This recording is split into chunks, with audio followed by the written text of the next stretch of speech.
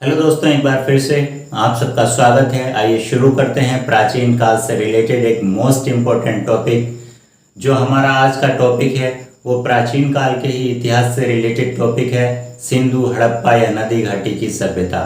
इससे पहले हम लोगों ने समझा था कि प्राचीन काल के इतिहास को किस तरीके से पढ़ना है ताकि इसको समझने याद रखने में आसानी हो। इससे पहले हमने इतिहास को 3 पार्ट्स में डिवाइड कर दिया था, प्राचीन काल, मध्यकाल और आधुनिक काल। उसके बाद पुनः हमने प्राचीन काल को 3 भागों में बांट दिया था, एक प्राक-ऐतिहासिक काल, आदि ऐतिहासिक और ऐतिहासिक काल। फिर उसके बाद प्राक-ऐतिहासिक काल में हमको क्या पढ़ना था? प्राक-ऐतिहासिक काल में हमको पाषाण काल से संबंधित टॉपिक को पढ़ना था और फिर इसमें प्राक-ऐतिहासिक काल के अंतर्गत पाषाण काल में हमको वही पढ़ना था जहाँ से ढेर सारे प्रश्न पूछे जाते हैं। उसके बाद जो हमारा प्राचीन काल का पाषाण काल के बाद जो हमारा नेक्स्ट टॉपिक रहने वाला था वह था सिंधु हड़प्पा या नदी घाटी की सभ्यता। तो आज इसको हम 2 वीडियो में 2 चैप्टर में पढ़ने का प्रयास करेंगे। आज यहाँ पर हम इसके इस मैप के थ्रू इसके जो प्रमुख साइट, जो प्रमुख स्थल हैं, सिंधु हड़प्पा या नदी घाटी सभ्यता के जो प्रमुख स्थल हैं, इस मैप के थ्रू उनको समझने का प्रयास करते हैं ताकि इसको समझने और याद रखने में आसानी रहे और किसी भी कंपटीशन एग्जाम में आने वाले प्रश्नों को बड़ी आसानी से हल कर सकें। तो इसको शुरू करने से पहले थोड़े हम इसका बेसिक, थोड़ा बैक में जाते हैं, थोड़ा इसका समझने का प्रयास करते हैं कि इसकी स्टार्टिंग, इसका प्रारंभ कहाँ से हुआ। यदि बात करें तो सन 1826 में एक अंग्रेज चार्ल्स मेसन के द्वारा इस सभ्यता के बारे में थोड़ी बहुत खोज की गई। सन 1826 में चार्ल्स मेसन के द्वारा। उसके बाद सन 1856 में, उसके बाद सन 1856 में कराची से लाहौर के बीच में रेलवे लाइन के निर्माण का कार्य हो रहा था। उसी दौरान बर्टन ब्रदर्स को रेलवे लाइन के निर्माण के कार्य के दौरान कुछ ईंटें प्राप्त हुई जो इसी सिंधु हड़प्पा या नदी घाटी की सभ्यता से संबंधित ही थीं, लेकिन उन्होंने इसके बारे में ज़्यादा विस्तृत ध्यान नहीं दिया और उन ईंटों का प्रयोग रेलवे निर्माण के कार्य में कर लिया। लेकिन सन 1861 में अलेक्जेंडर कनिंघम के द्वारा इस सभ्यता या सिंधु हड़प्पा या नदी घाटी सभ्यता से संबंधित एक विस्तृत ब्यौरा पेश किया गया और अलेक्जेंडर कनिंघम को ही भारतीय पुरातत्व विभाग का जनक भी कहा जाता है। इन्होंने हड़प्पा या सिंधु नदी घाटी सभ्यता से संबंधित एक विस्तृत रिपोर्ट प्रस्तुत की और इन्होंने ये बताने का प्रयास किया कि कौन सा स्थल कहाँ पर स्थित है। तो इससे संबंधित जो इन्होंने रिपोर्ट पेश की वो ब्रिटिश शासन के दौरान जो संयुक्त भारत था उससे संबंधित इन्होंने पूरा डिटेल्ड ब्यौरा पेश किया। उसके बाद सन 1902 में लॉर्ड कर्जन के द्वारा जॉन मार्शल को, सन 1902 में लॉर्ड कर्जन के द्वारा, यदि बात की जाए तो सन 1902 में लॉर्ड कर्जन के द्वारा जॉन मार्शल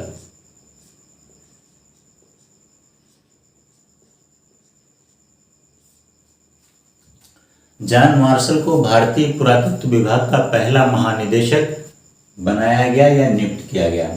तो ये था हमारा कुछ बेसिक। अब उसके बाद आइए हम समझने का प्रयास करते हैं इस हड़प्पा सिंधु नदी घाटी सभ्यता को समझने का प्रयास करते हैं। इसको समझने के लिए यहाँ पर मैंने एक मैप में नदियों का भी यहाँ पर थोड़ा मैप में यूज किया है ताकि इसको समझने में आसानी रहे, क्योंकि ये जो सभ्यताओं के जो स्थल पाए गए वो मोस्टली नदियों के तटों के किनारे ही पाए गए। तो यदि हम नदियों को भी समझने का साथ साथ प्रयास करते हैं तो इस सिंधु हड़प्पा या नदी घाटी सभ्यता को बड़ी आसानी से समझ सकते हैं। तो यदि बात करें तो ये जो मैप यहाँ पर जो दिया हुआ है, तो जितना ये काला काला ये मैप दिख रहा है, ये स्वतंत्र भारत का मैप है। यहाँ तक का जो काला काला है ये स्वतंत्र भारत का मैप है और इसमें ये इधर यहाँ जो नीला नीला है ये पाकिस्तान का भी मैप इसमें इंक्लूड कर लिया है, इसमें इसको भी शामिल कर लिया है। अब यहाँ पर इसको हम समझने का प्रयास करते हैं। सिंधु हड़प्पा या नदी घाटी की सभ्यता इसको इसीलिए कहते हैं क्योंकि इसमें अधिकतर जो साइट स्थल खोजे गए वो नदियों के किनारे ही खोजे गए, इसीलिए इस सभ्यता को नदी घाटी की सभ्यता, सिंधु घाटी की सभ्यता को नदी घाटी की सभ्यता भी कहते हैं। सिंधु घाटी की सभ्यता इसलिए कहा जाता है क्योंकि अधिकतर इसके स्थल जो हैं वो सिंधु नदी के किनारे ही प्राप्त हुए। तो सबसे पहले आइए हम देख लेते हैं सिंधु नदी। यदि सिंधु नदी की बात करें तो सिंधु नदी तिब्बत में एक सिनकाबाब ग्लेशियर है, वहां से इसका उद्गम स्थल है। उसके बाद इसमें श्रीनगर, जम्मू कश्मीर श्रीनगर में श्योक नदी इसके दाएं तट में आकर के मिल जाती है। और ये सिनका, तिब्बत के सिनकाबाब ग्लेशियर से निकल करके ये इधर आकर के पाकिस्तान से होती हुई, ये पाकिस्तान से ये कश्मीर के, भारत के कश्मीर में दर्दिस्तान स्थित एक जगह है दर्दिस्तान, वहां से ये पाकिस्तान में प्रवेश करती है। और उसके बाद ये पाकिस्तान से होती हुई, बहती हुई, उसके बाद ये इधर अरब सागर में आकर के गिर जाती है, मिल जाती है। यदि ये भारत का मैप देखें तो भारत का ये इधर उत्तरी स्थल है। उसके बाद ये दक्षिण में भारत के हिंद महासागर है। और पूरब में बात करें तो पूरब में ये बंगाल की खाड़ी है। और उसके बाद ये इधर बर्मा, सिक्किम, नेपाल, इस तरीके से भारत का मैप है। और भारत के पश्चिम में इधर जो है यहाँ पे ये अरब सागर है। तो इस तरीके से हम ये भारत के मैप को पहले समझ लेते हैं।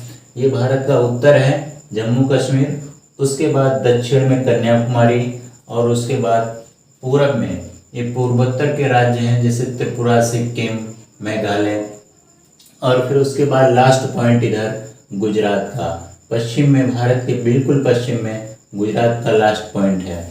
तो इस तरीके से हम पहले भारत के मैप को समझ लेते हैं। उसके बाद नदियों को हमने समझ लिया। अब इसके बाद सिंधु नदी में इसके बाद और भी नदी आकर मिल जाती हैं। इसके बाद सिंधु नदी, उसके बाद सिंधु नदी में शेषनाग झील से झेलम नदी का उद्गम स्थल है। और ये इधर ये यहाँ पर ये जो बारालाचा दर्रा से जो चेनाब नदी निकलती है, चेनाब नदी निकल करके ये सिंधु नदी में मिलती है। इसी नदी से आकर के ये मिल जाती है झेलम नदी यहाँ पर। और उसके बाद झेलम के बाद चेनाब नदी, बारालाचा दर्रा जो कि हिमाचल प्रदेश से निकलती है। उसके बाद रावी नदी भी हमारी इस चेनाब नदी में आकर ही मिल जाती है। उसके बाद हमारी जो अगली है वो हमारी है रोहतांग दर्रे से, जो हिमाचल प्रदेश में ही स्थित है, वहाँ से हमारी निकलती है ब्यास नदी। और ब्यास नदी हमारी जो है वो सतलज नदी में आकर के मिल जाती है। सतलज नदी जो है वो हमारे मानसरोवर झील या रापकस झील जो कि कैलाश पर्वत से निकलती है, वहाँ के ग्लेशियर से निकलती है। तो इसमें ये आकर के ये हरिकेक, पंजाब में हरिकेक जो ये बांध है वहाँ पर आकर के ब्यास नदी इस हमारी सतलज नदी में मिल जाती है। और सतलज नदी जो है ये लास्ट में यहाँ पर के आकर के चेनाब नदी में मिल जाती है। और फाइनली चेनाब नदी जो है, ये जो बारालाचा दर्रा से जो चेनाब नदी निकलती है, ये लास्ट में सिंधु नदी से आकर के मिल जाती है। और सिंधु नदी फाइनली भारत के पश्चिम में अरब सागर में आकर के मिल जाती है। तो इस तरीके से हमने समझ लिया कि ये किस तरीके से कौन सी नदी कहाँ से निकलती है। और इन्हीं नदियों के किनारे जो पुरातत्व स्थल खोजे गए वो इन्हीं नदियों के किनारे खोजे गए। तो हम सबसे पहले बात करते हैं, हमारा यहाँ पर है ये श्रीनगर, जम्मू कश्मीर। उसके बाद हमारा यहाँ पर है पंजाब, ये हमारा यहाँ पर है पंजाब राज्य का जो यहाँ पर हमारा पंजाब राज्य है, वहीं पर इधर पाकिस्तान साइड में भी पंजाब राज्य है। पाकिस्तान साइड में भी संयुक्त जो पंजाब था उसका कुछ हिस्सा स्वतंत्र भारत में यहाँ पर पंजाब स्थित है। और इधर ही पाकिस्तान की साइड में भी पंजाब राज्य स्थित है यहाँ पर। इसको ठीक से समझने का प्रयास करते हैं। तो सबसे पहले जो पुरातत्व स्थल खोजा गया वह स्थल था हड़प्पा। अगर हड़प्पा की बात करें तो हड़प्पा जो पुरातत्व स्थल है वह रावी नदी के तट पर इसको खोजा गया। और इसकी खोज दयाराम साहनी ने सन 1921 में की। तो कई बार ये प्रश्न पूछा जाता है कि हड़प्पा स्थल की खोज कब और किसने की? तो सन 1921 में दयाराम साहनी ने की। लेकिन इसकी जो खोज थी वो सिंधु नदी के किनारे नहीं, बल्कि वो रावी नदी के किनारे, जो पाकिस्तान प्रांत में स्थित, पाकिस्तान के पंजाब प्रांत में रावी नदी के किनारे स्थित हड़प्पा सभ्यता की खोज की गई, हड़प्पा स्थल की खोज की गई। ये हमारा जो मैप है, काला काला मैप, ये भारत का साइट है, ये भारत की बाउंड्री सीमा है। इसके बाद ये जो नीला नीला है, ये हमारा जो है पाकिस्तान का मैप है। लेकिन हम संयुक्त ब्रिटिश भारत की बात कर रहे हैं यहाँ पर। तो इस तरीके से अगर वर्तमान में देखा जाए तो वर्तमान में हड़प्पा स्थल जो है वो पाकिस्तान के पंजाब प्रांत में स्थित है, और जिसकी खोज 1921 में दयाराम साहनी के द्वारा रावी नदी के तट पर की गई। अब देखते हैं अगला पॉइंट। उसके बाद हमारा जो नेक्स्ट पॉइंट आता है मोहनजोदड़ो। मोहनजोदड़ो को देखा जाए तो मोहनजोदड़ो की खोज, ये जो हमारी सिंधु नदी है, सिंधु नदी जो किसी भी नदी का जो उद्गम स्थल होता है, यदि उधर को हम मुंह करके अपना चेहरा करके खड़े हो जाएं तो हमारा जो दायां साइड होता है वही नदी के दाएं तट होता है, जो हमारा बायां साइड होता है वही नदी का बायां तट होता है।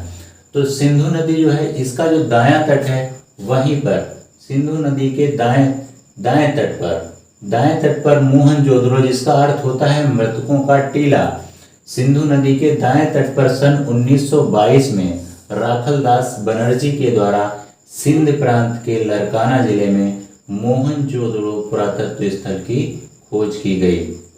मोहनजोदड़ो पुरातत्व स्थल की खोज की गई। अब तीसरा साइट देखते हैं, तीसरा साइट समझते हैं चान्होदड़ो। चान्होदड़ो ये पाकिस्तान का, इधर यहाँ तक तो ये पंजाब प्रांत है, हड़प्पा सिंधु, ये हड़प्पा पंजाब प्रांत, उसके बाद ये सिंध, और उसके बाद ये जो पाकिस्तान का इतना हिस्सा है ये बलूचिस्तान एरिया कहलाता है, बलूचिस्तान प्रांत है, ये पाकिस्तान का बलूचिस्तान प्रांत है। अब मोहनजोदड़ो की बात करते हैं। मोहनजोदड़ो के बाद अब हम देखते हैं चान्होदड़ो। इस मैप में इसको देखते हैं कि चान्होदड़ो जो है वो सिंधु नदी के बाएं तट पर स्थित है, सिंधु नदी के बाएं तट पर स्थित है। और चान्होदड़ो की खोज गोपाल मजूमदार ने 1931 में की थी, जो कि पाकिस्तान के सिंध प्रांत में स्थित है। चलिए देखते हैं चौथा पॉइंट। चौथा पॉइंट हम बात करते हैं कालीबंगन।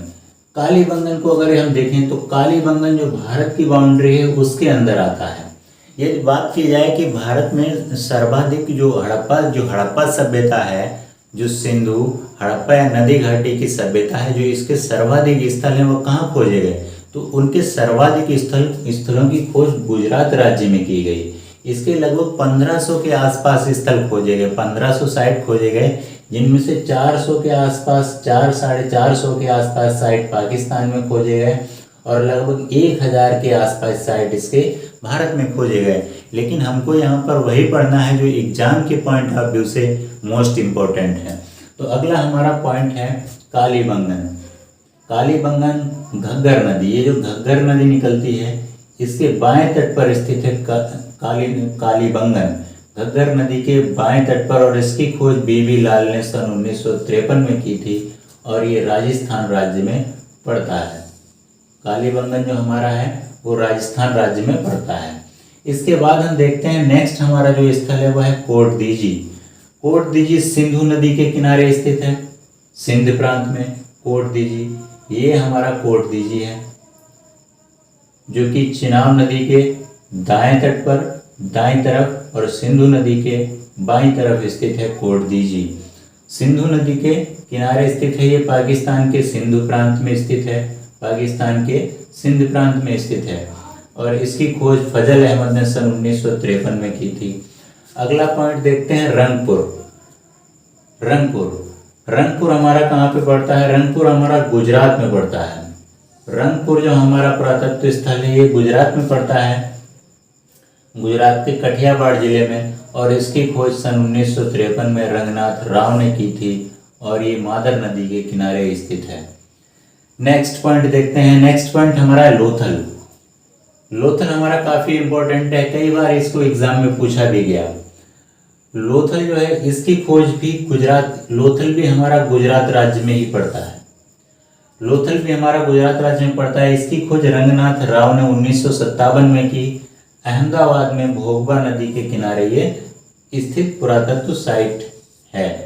नेक्स्ट, सूतकांगे डोर। सूतकांगे डोर ये हमारा पश्चिम का बिल्कुल बाउंड्री, जो हमारे जो ये पुरातत्व स्थल खोजे गए ये हमारे पश्चिम का बिल्कुल एंड है। सूतकांगे डोर जो कि पाकिस्तान के बलूचिस्तान प्रांत में पड़ता है। ये दाश्त नदी के किनारे स्थित है। कराची शहर, पाकिस्तान के कराची शहर के दाश्त नदी के किनारे स्थित है और इसकी खोज सन 1928 में एरियल स्टेन ने और इसके बाद में इससे संबंधित सूतकांगे डोर से संबंधित विस्तृत रिपोर्ट सन 1960 में जॉर्ज एफ डेल्स ने प्रस्तुत की थी। तो ये थे हमारे कुछ प्रमुख स्थल। इसके बाद आइए और भी कुछ प्रमुख स्थल हैं जो सिंधु हड़प्पा नदी घाटी की सभ्यता से संबंधित हैं, उनको समझने का भी प्रयास करते हैं। उसके बाद हमारा है धोलावीरा। धोलावीरा, ये धोलावीरा जो हमारा है ये गुजरात राज्य में स्थित है। ये हमारा जो भारत के मैप में गुजरात राज्य स्थित है वहीं पर ये धोलावीरा भी स्थित है, जो कि गुजरात के कच्छ जिले में स्थित है। और मानहर और मासर इन दोनों नदियों के बीच में ये स्थित है हमारा धोलावीरा। इसकी खोज जेपी जोशी ने सन 1967 से लेकर के 6800 के बीच में की थी। उसके बाद अब हम बात करते हैं बनमाली। बनमाली जो कि हमारा रंगोई नदी के किनारे स्थित है। ये हमारा हरियाणा राज्य, भारत के हरियाणा राज्य में हिसार जिले में स्थित है बनमाली।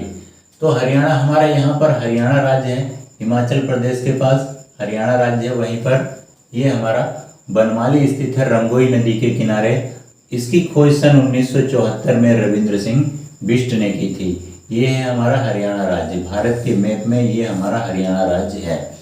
इसके बाद राखीगढ़ी भी हमारा हरियाणा राज्य में ही पुरातत्व स्थल है। ये जो अब लुप्त हो चुकी है सरस्वती नदी, उसके किनारे इस स्थल को पाया गया और इसकी खोज सन 1969 में सूरजभान ने की थी। ये हरियाणा राज्य में हमारा स्थित है राखीगढ़ी। अगला है हमारा रोपड़ एक हमारा प्रमुख स्थल है। कई बार इससे संबंधित प्रश्न पूछा भी गया है। रोपड़ हमारा जो सतलज नदी, जो हमारे भारत के जो पंजाब प्रांत है, सतलज नदी के किनारे स्थित है। भारत का जो पंजाब प्रांत जो सतलज नदी के किनारे स्थित है रोपड़, वहां से इसकी खोज की गई रोपड़ की। इसकी खोज यज्ञदत्त शर्मा ने की सन 1953 में, जो कि पंजाब राज्य में स्थित है।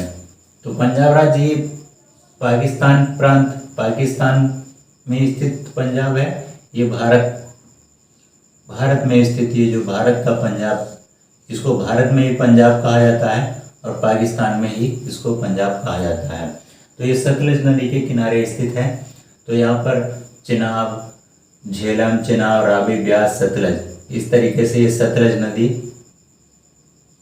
नदी के किनारे ही यहाँ पर ये स्थित है रोपड़ पंजाब में। उसके बाद है ये आलमगीरपुर। नेक्स्ट पॉइंट हमारा जो यहाँ पर उत्तर प्रदेश, जो नेपाल के जो पड़ोस में उत्तर प्रदेश राज्य हमारा स्थित है, वहीं पर एक आलमगीरपुर जो कि मेरठ, उत्तर प्रदेश राज्य के मेरठ नगर के पास स्थित है। गाजियाबाद नगर के पास भी इसको कह सकते हैं।